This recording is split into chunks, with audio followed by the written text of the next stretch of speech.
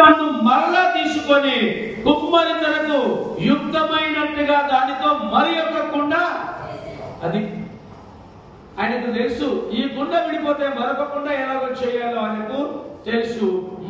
ఒక రకమైన కుండ చేయాలంటే అది కుదరలేదు, విడిపోయింది. అయినా సరే మరొక కుండగా తాను చేసుకోగలిగాడు. అంతటా యెహోవాకు నాకు ప్రత్యక్షమై ఇలాగ సెలవిచ్చెను, ఇశ్రాయేలీయులారా, ఈ కుమ్మరి మట్టికి చేసినట్టు నేను మీకు చేయలేనా? ఇదే యెహోవా వాక్కు. ఇంకా చీకట మన్ను కుమ్మరి చేతిలో ఉన్నట్లు ఇశ్రాయేలు వాళ్ళారా, మీరు నా చేతిలో.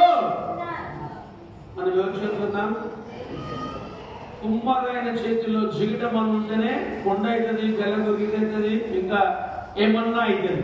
అలాగే మనం కూడా జీవం కలిగిన దేవుని చేతిలో ఉంటే, స్వస్థపరిచే ఆశీర్వాదం, ఆరోగ్యం ఇచ్చే దేవుని చేతిలో ఉంటే దేవుడు ఏమైనా చేస్తాడు. ఆయన నుండి దూరం పోతేనే మనకు ప్రమాదం. కానీ ఆయన చేతిలో మనం ఉంటే మన స్థితిగతిని తప్పకుండా ఆయన మార్చేయగలుగుటకు ఆయన సామర్థ్యుడు.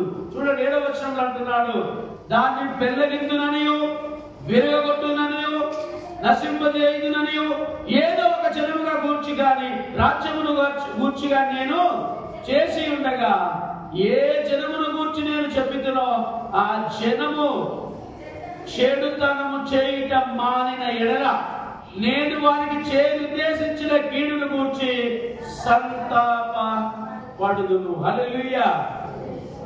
ఏమండి, మన దేవుడు ఎలాంటి దేవుడు అంటే, ఎంత గొప్ప దేవుడు, ఎంత అద్భుతాలు చేసే దేవుడు అంటే, మనము మట్టిని అని మనం నమ్మినప్పుడు, ఆయన చేతిలో మనం ఉన్నప్పుడు ఏదైనా ఆయన చేస్తాడు. అందుకంటే హృదయంలో పరివర్తన, హృదయంలో మార్పు, క్షమించుమనే ప్రార్థన ఉన్నప్పుడు అంట ఆయన తిరిగి కడతాడు, సంతాపపడతాడు. గొప్ప ఆశీర్వాదము, ఆరోగ్యము మరలా మరలా మరలా కలుగజేయటకు ఆయన సామంతుడు, శక్తిమంతుడై ఉన్నాడు. హల్లెలూయా, హల్లెలూయా. పాడైన జీవితాలను కట్టే దేవుడు మనం ఆరాధిస్తున్న దేవుడు. చెడిపోయి విడిపోయి ఏ గతి స్థితి లేని, గమ్యము లేని బ్రతుకులలో ఉంటున్న వారికి ఒక మార్గం చూపెట్టేవాడే మనం ఆరాధన.